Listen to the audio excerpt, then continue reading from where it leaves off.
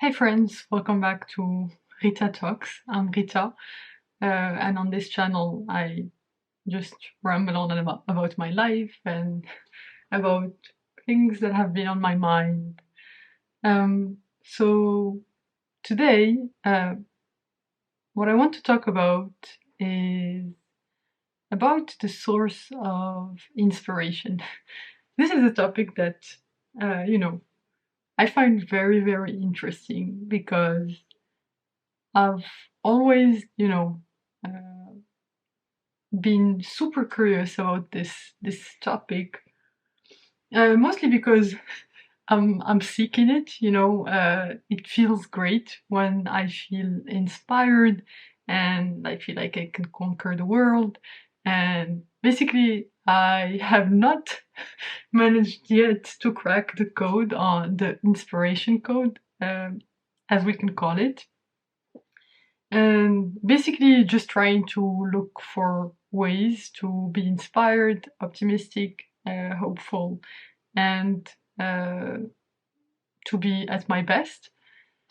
So yeah, I just been thinking that's a super interesting topic because you know like I think I mean at least I have, but you probably have too, uh, have been through, like, for example, gone to a movie, to watch a movie, and then after that movie you come out incredibly inspired, and your whole perspective on the world has changed and it's like the best thing ever.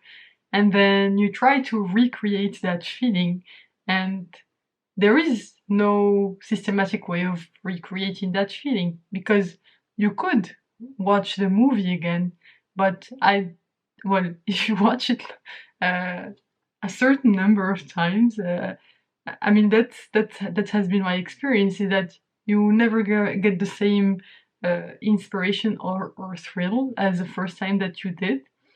And sometimes, like, inspiration can also come from stuff that that you did a long time ago.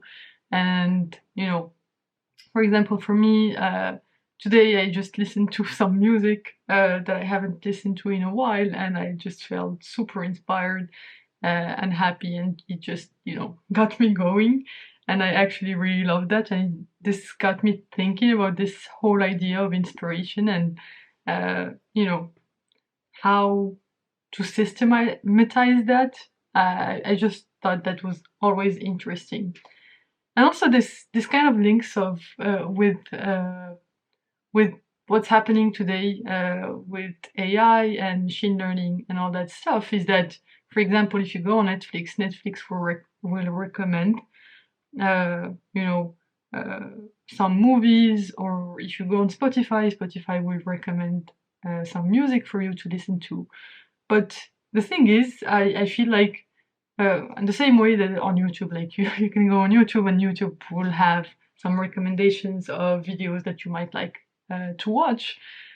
But I've always felt that there was something off with these recommendation systems because I mean, the way that they're built right now, or at least as far as I know, as far as I've studied, and uh, I think that's the current state of the art, is that they try to draw similarities to what you've been watching. So, for example, Netflix, like the recommendation system on Netflix, will use uh, some sort. For example, they will build a profile of you, the person who's watching, and then try to compare the kinds of movies that you enjoyed and the kind, like, your engagement with specific movies or TV shows or all that stuff, and compare that with other Netflix users.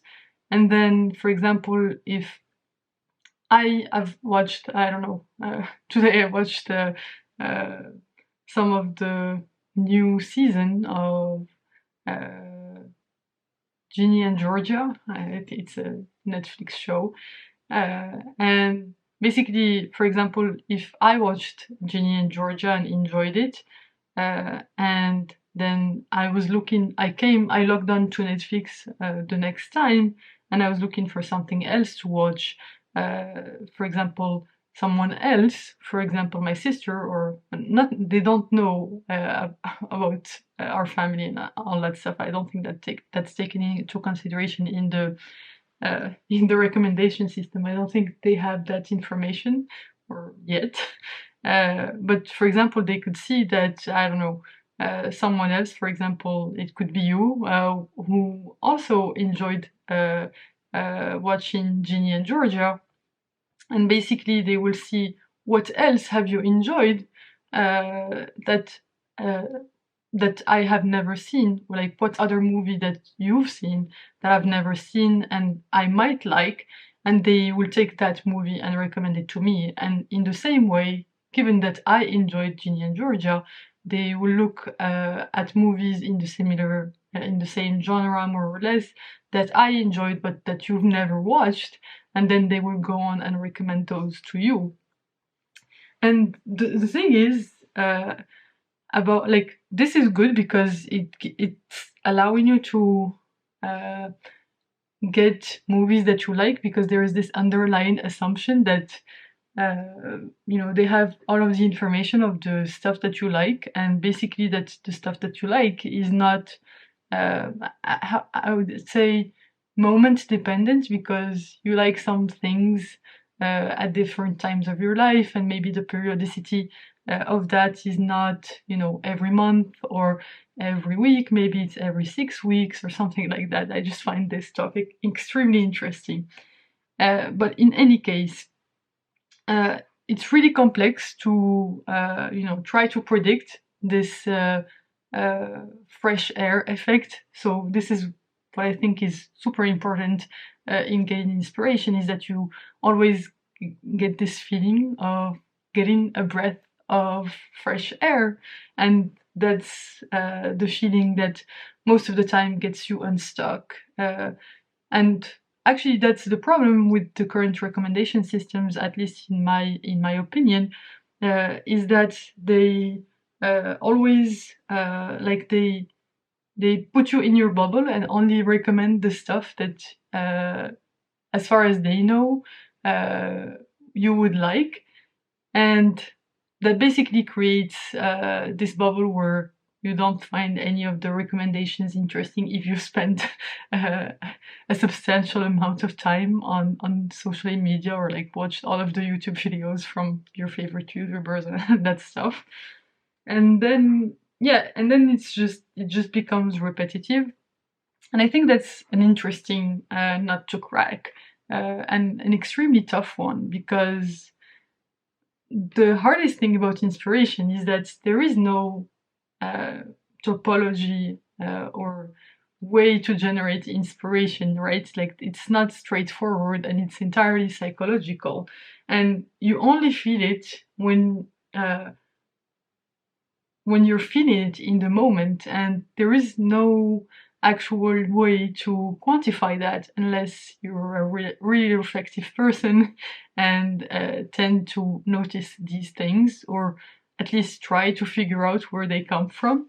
And yeah, I just find that super interesting. And I also believe that, like, cracking the nut for a breath of fresh air, and basically convincing people to click through.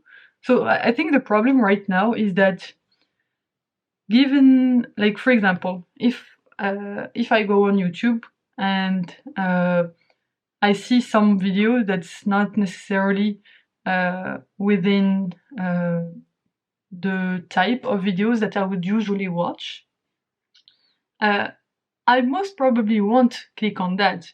But if I do, and if I take a chance on that video, I might be pleasantly surprised.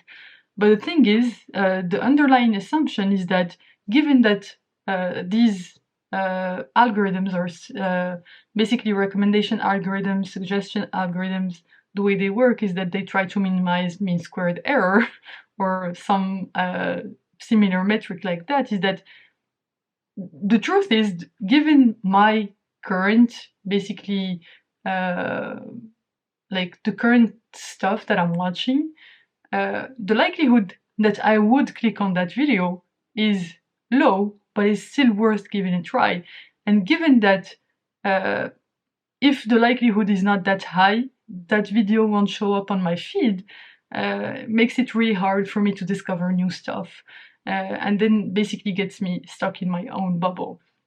And so the idea would be to find like a way, first of all, to convince people to give videos that are not necessarily matching up with their current the current videos that they've been watching or other content that they've been consuming a chance. That would be super interesting and could maybe break the glass of inspiration, because you don't want to have a bad recommender system.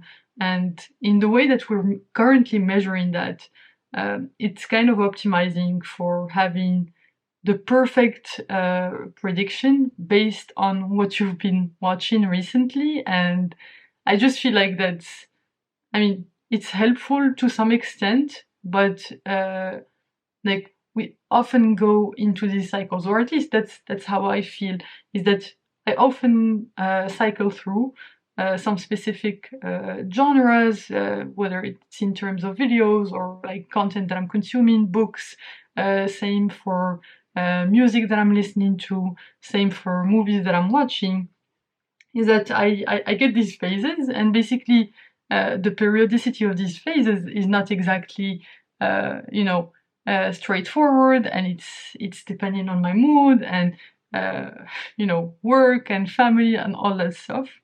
And those are variables that more often than not these recommendation systems don't have access to.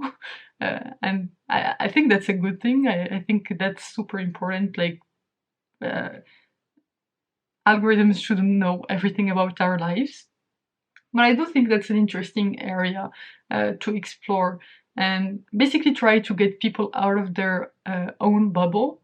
I think that would be the most interesting part, because I feel like even with psychology, like I've been reading up on these anxiety mechanisms, and like there's this book called Unwinding Anxiety that I read, I think, a few months back, and it was super insightful about like it gives me a lot of insight about how anxiety work, and basically all of the bad like it's basically a thought pattern or a thought loop that gets triggered, and basically you just ruminating on the same thing over and over again. And I guess that's a bit similar to what happens on social media or on these recommendation systems, is that like basically you're just reinforcing like basically anxiety is and stress or depression is like continuously thinking about I mean, I'm probably butchering the definition, but this is as far as I can remember. I'm definitely not an expert, and I'm just a big amateur of this kind of topics. I'm very interested in learning about these things because they help me overcome my own anxiety, which is, as you can tell from my videos, not a solved problem. But yeah, sometimes I have good days, sometimes I have bad days, and today I'm just feeling inspired about this topic, and so I just wanna share it in video form, so that maybe in the future, if I'm having a bad day, then I can maybe look back on this and get that inspiration back. But yeah, I just thought that like these inspiration, like trying to create inspiration systems or inspiration mechanisms would be super interesting, and making that into an algorithmic way, like basically systematizing inspiration. How cool would that be? Wow, that's, yeah. Because like that's so important, like getting out of your own bubble, getting out of your own way, because getting stuck on these thought loops, or I don't remember the exact verbiage, but basically these thought patterns are what basically affects the most our mental health. And the idea is to try to introduce noise and things that are unexpected, but in the end they end up being a good surprise. And maybe these things can be like I think there was this quote, I don't remember from where I heard it, or uh, where I get it. I'm probably butchering it, but I think it was about life is about remembering the things. Like, I think, no, life is the process of forgetting things and then remembering them again. I just thought that was super interesting. But yeah, that's it from my side today. My camera's battery is about to die, so just signing off. Thank you for listening, and I'll see you in the next one. Bye bye.